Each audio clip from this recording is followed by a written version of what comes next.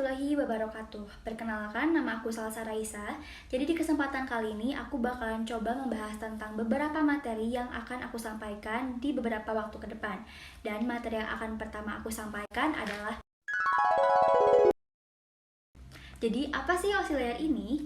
Jadi oscillator adalah sebuah model arsitektural yang dimana fungsinya ini untuk menjembatani jaringan agar bisa berkomunikasi dengan baik. Sejarah oscillator yaitu dia dikembangkan oleh Badan International Organization of Standardization pada tahun 1977 di Eropa. Adapun manfaat dari oscillator yaitu untuk memudahkan dan memahami cara kerja jaringan komputer secara menyeluruh, memecah persoalan komunikasi data untuk mempermudah troubleshooting.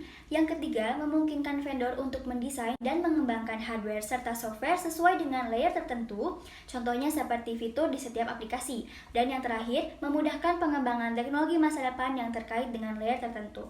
Nah, karena tadi aku udah menjelaskan tentang manfaat, sejarah, serta definisi, jadi sekarang aku akan mengajak teman-teman buat lebih mengenal tentang oscillatornya sendiri. Karena di setiap layernya ini memiliki tugas dan tanggung jawabnya masing-masing. Dan yang perlu kita ketahui bahwa oscillator ini dibagi menjadi dua, yaitu ada upper layer dan lower layer. Apa sih upper layer sama lower layer ini? Untuk upper layer sendiri, dia itu berkaitan dengan user interface, data formatting, dan communication system. Untuk lower layer sendiri, dia ini berkaitan dengan data yang mengalir. Untuk lebih jelasnya, teman-teman bisa lihat di samping aku ya. Nah, sekarang kita mulai masuk ke penjelasan tentang tanggung jawab di setiap layernya. Jadi di sini aku akan menjelaskan dari layer yang ketujuh ya, yaitu ada application layer. Apa sih tugas dari application layer itu? Nah, tugasnya dia itu bertanggung jawab untuk bertukar informasi dan pada layer ini juga dia langsung berhadapan dengan user. Contohnya, email, browser, Outlook, dan lain-lain.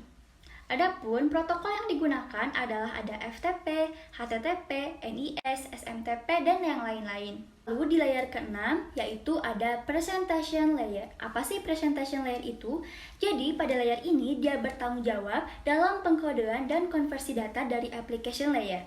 Dan pada layer ini juga dia bertanggung jawab untuk memastikan semua data yang berasal dari application layer dapat dibaca pada sistem lainnya. Di layer yang kelima ada layer season. Apa sih layer season itu? Jadi pada layer ini dia bertanggung jawab untuk membentuk, mengelola, mengatur, serta memutuskan sistem antar layer di atasnya. Contohnya ada NetBoss, RPC, MailSlot, dan lain-lain. Di layer yang keempat ada layer transport. Pada layer ini dia bertanggung jawab untuk memecah data ke dalam paket-paket data serta memberikan nomor urut ke paket-paket tersebut sehingga dapat disusun kembali pada tujuan setelah diterima. Selain itu, pada layer ini, dia menjaga koneksi logika antar terminal. Contohnya gateway, router, dan protokol yang digunakan ada TCP dan lain-lain. Dan untuk di layer yang ketiga ada layer network, di mana tugasnya itu dia bisa mendeteksi error. Dan tugas utamanya yaitu untuk menyediakan fungsi routing sehingga paket data dapat dikirim keluar segmen network lokal ke suatu tujuan. Contohnya ada router, browser, ATM switch. Protokolnya yaitu ada IPX dan Internet Protocol. Nah, sekarang kita masuk ke layer yang kedua, yaitu layer data link, di mana layer ini menyediakan transfer data yang lebih nyata. Layer ini juga memastikan pesan akan terkirim melalui alat yang bernama LAN, dan juga layer ini bisa menangani notifikasi error. Contohnya seperti switch, router, dan lain-lain. Dan di layer yang pertama ada layer fisikal, di mana pada layer ini dia melakukan pengiriman dan penerimaan data mentah pada media fisik. Dan dia juga bisa mengatur bagaimana aplikasi dapat mengatur jaringan, contohnya seperti multiplexer, repeater, TDR, dan lain-lain. Nah teman-teman, alhamdulillah ternyata pembahasan materi yang pertama tentang oscillator ini sudah selesai. Gimana teman-teman, mudah dipahami atau enggak? Semoga bisa dipahami ya, dan kita langsung masuk aja ke materi yang pembahasan kedua tentang topologi Abilene. Langsung saja ke videonya. Nah teman-teman, ini tampilan pertama, dan untuk membuat file baru itu di sini New Black Project. Terus kalian bisa kasih nama tugasnya di sini. Nah, kita membuat dulu router, siapkan dulu routernya.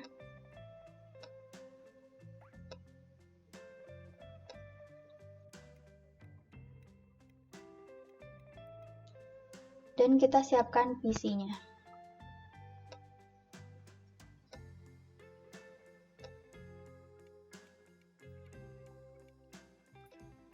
Setelah itu kita sambungkan router ke routernya. Router 1 dengan router 2, router 2 dengan router 3, begitu juga seterusnya.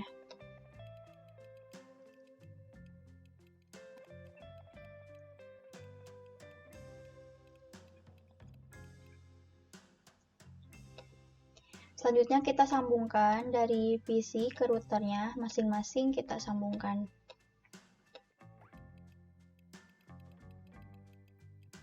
Sebelum lebih lanjut, aku mau jelasin dulu apa itu topologi ABLAN. Jadi topologi ABLAN itu adalah topologi jaringan yang memiliki kemampuan tinggi dan ini sangat direkomendasikan untuk pembuatan proyek oleh proyek internet.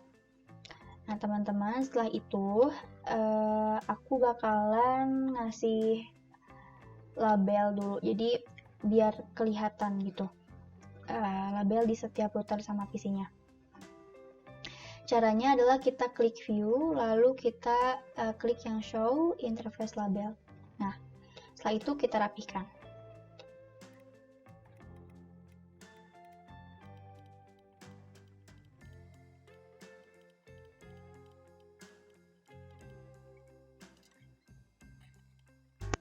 Nah, di sini aku membuat topologi sederhana, jadi cuman masukin 5 router sama 5 PC-nya. Dan yang pertama kali kita lakukan adalah kita melakukan konfigurasi router dengan cara kita klik kanan lalu konsol. Terus kita enter aja, lalu masukkan konfigur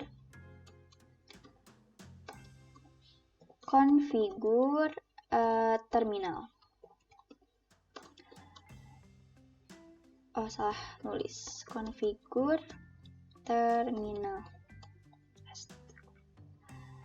Nah, setelah itu kita masukkan interface fast Ethernet. Nah, perlu diketahui untuk pemasukan interface fast Ethernet ini disesuaikan. Di sini kan aku udah dimasukkan ada 3 cabang, jadi dimasukkannya itu 3 cabang, tapi bisa disesuaikan aja. Nah, kita lakukan masukan pertama 00. Setelah itu kita masukkan IP address-nya. Untuk penomorannya ini bebas, tapi aku di sini akan menulisin 25 255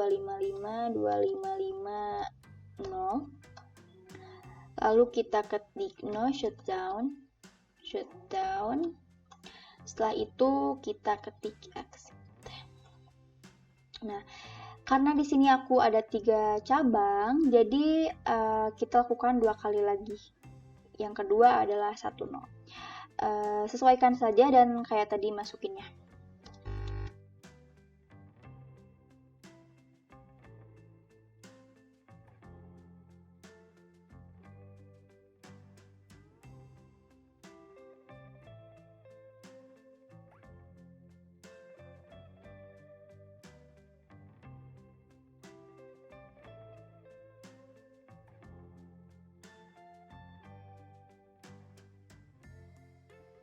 Nah, yang terakhir kita masukkan interface yang ketiga yaitu 2/0.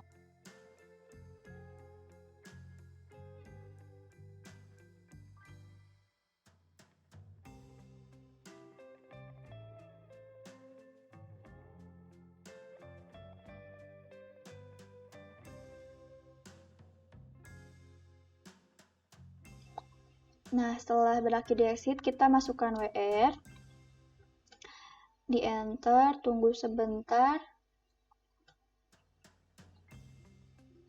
lalu kita masukkan SHIP interface brief. Nah, ini sudah selesai, lakukan yang sama untuk kelima router tersebut. Nah, untuk selanjutnya kita melakukan konfigurasi PC-nya.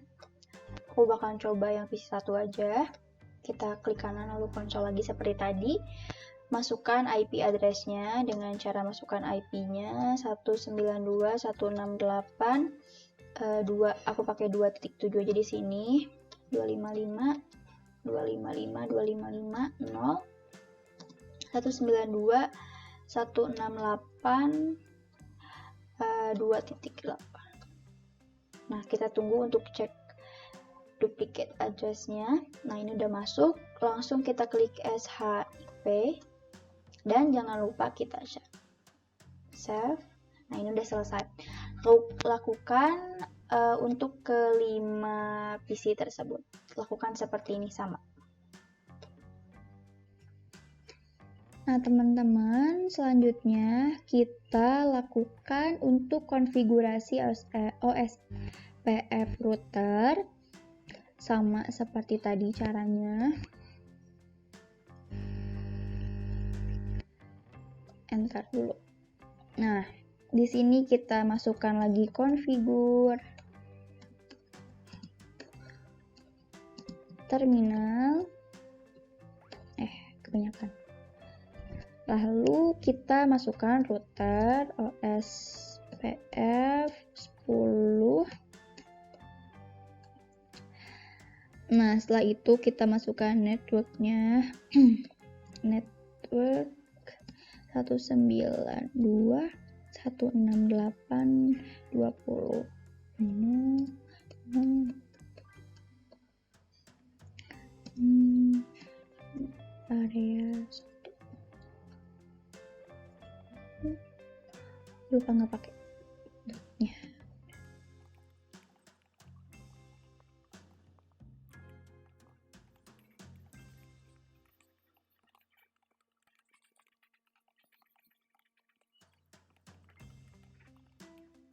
Nah, setelah kita memasukkan alamat IP-nya, kita end.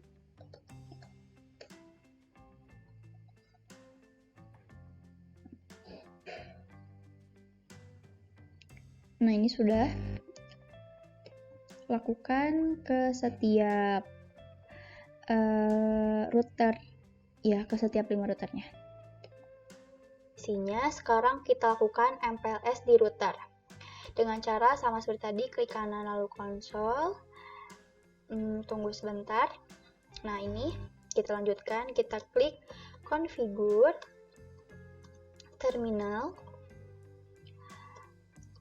Nah, terminal. Nah, langsung kita masukin IP save, terus MPLS IP, MPLS label protokol LDP. Selanjutnya kita masukin interface-nya, sesuaikan. Di sini ada 3 cabang, aku mau masukin dulu interface yang 0. Masukkan MPLS IP, MPLS label protokol LDP-nya, lalu kita masukkan lagi interface yang kedua, yaitu 1.0.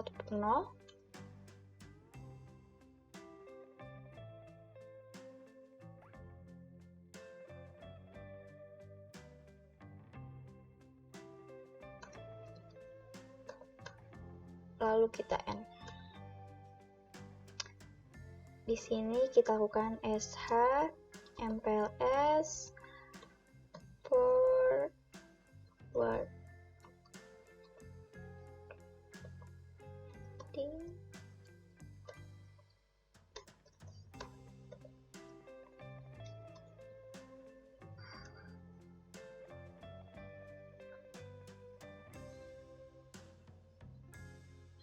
Nah, ini sudah selesai dan lakukan yang sama ke 5 router yang lainnya. Nah, teman-teman, sekarang yang terakhir itu kita masukkan ping di setiap PC-nya. Jadi di sini aku akan masukkan ping itu di PC 1. Klik kanan lalu klik konsol seperti yang sebelumnya, tinggal kita enter. Nah, sebenarnya ini udah aku tulis, cuman tadi ada kesalahan sedikit, makanya aku ulang lagi. Dengan cara kita masukkan ping 192.168.2.7.255.255 2550.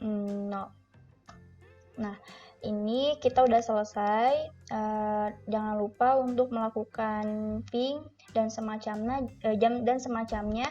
di setiap router sama PC-nya. Mungkin itu aja. Lanjut ke video selanjutnya, yaitu Git. Jadi teman-teman langsung aja, di sebelah kanan dan kiri aku itu udah ada terminal sama GitHub-nya. Dan yang pertama kali kita lakukan adalah bermain di terminalnya. Buat teman-teman yang belum install Git-nya, bisa ketik ini, sudo apt install Git. Nah, tapi karena aku udah install, jadi biar gak memakan waktu banyak, langsung aja kita ketikkan sudo su. Nah, di sini dia meminta isikan password. Jadi yang password yang diisikan itu adalah password dari Ubuntu-nya. Setelah itu, kita masukkan git config global user.name. Masukkan username yang ada di GitHub. Selanjutnya kita tuliskan global user email. Masukkan email yang ada di GitHub-nya juga. Nah, setelah itu kita bermain di GitHub-nya, bikin project, terus kita isikan di repository name-nya, bebas. Aku mau coba tugas liburan. Nah, udah. Langsung enter aja. Terus ini tuh sebenarnya tinggal disalin aja gitu ya, jadi diikutin. Namun sebelum itu kita ketik dulu di sini mkdir. Tadi nama di repository itu tugas liburan. Terus nah, setelah itu kita masukkan git init.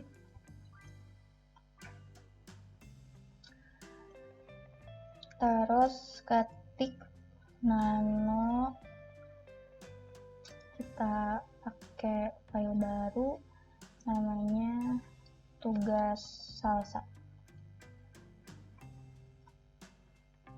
Ya, tugas salsa.html.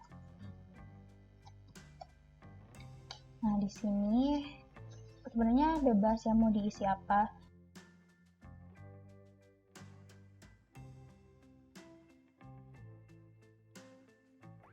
Teman-teman bisa ikutin aja ya.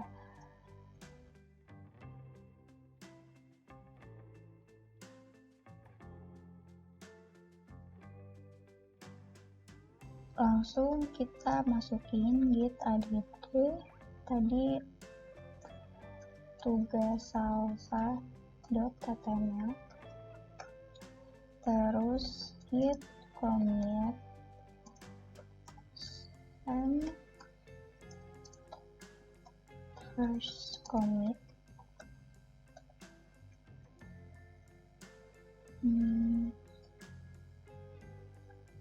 Terus kita remote dengan cara kita masukin git remote. Oke. Nah, di sini kita kopas. Oh, ada yang terlewat. Kita belum masukin jenisnya.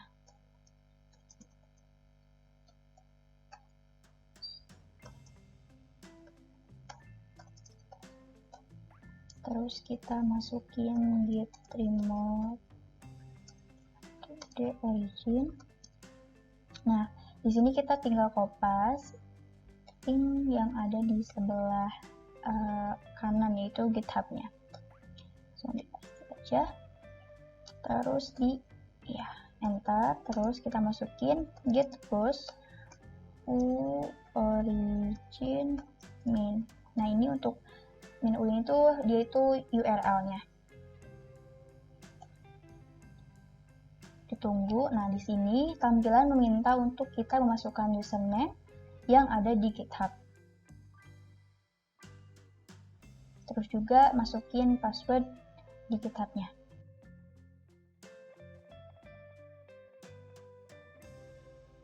Nah, setelah itu kita refresh. Nah, ini sudah ada di sini. Tuh, dia udah masuk tugas HTML-nya. Terus kita bikin new file. Di sini misal namanya tugas git gitu. Nah, masukin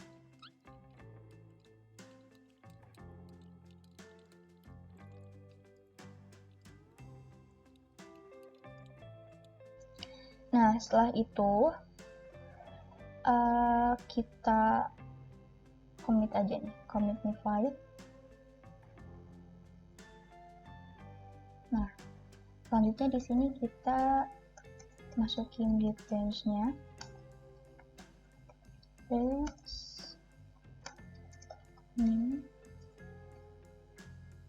Terus git checkout.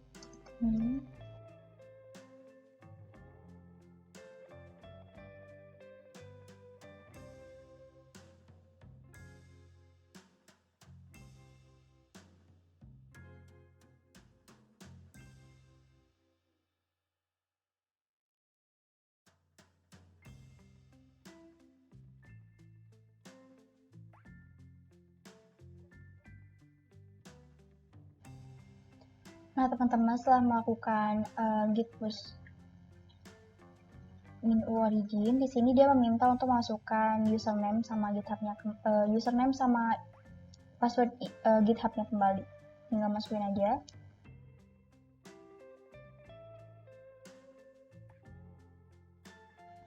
Tinggal di refresh.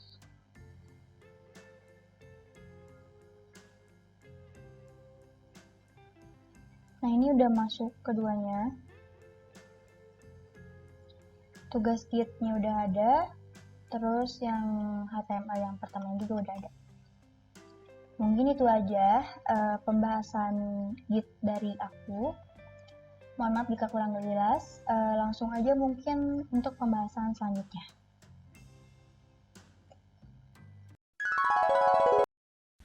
Nah, selanjutnya kita membahas materi terakhir yaitu Agile. Apa itu Agile? Jadi Agile adalah sebuah metode software development yang mencakup website, web application, mobile application yang berfokus untuk menghasilkan software berkualitas tinggi secara konsisten dan mengurangi biaya proyek dan juga untuk meningkatkan nilai jual suatu bisnis.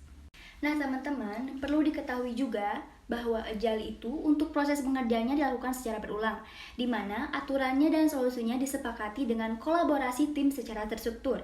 Adapun tujuan dari Agile sendiri adalah yang pertama, menghasilkan sebuah perangkat lunak dengan nilai jual tinggi tapi biaya pembuatan murah.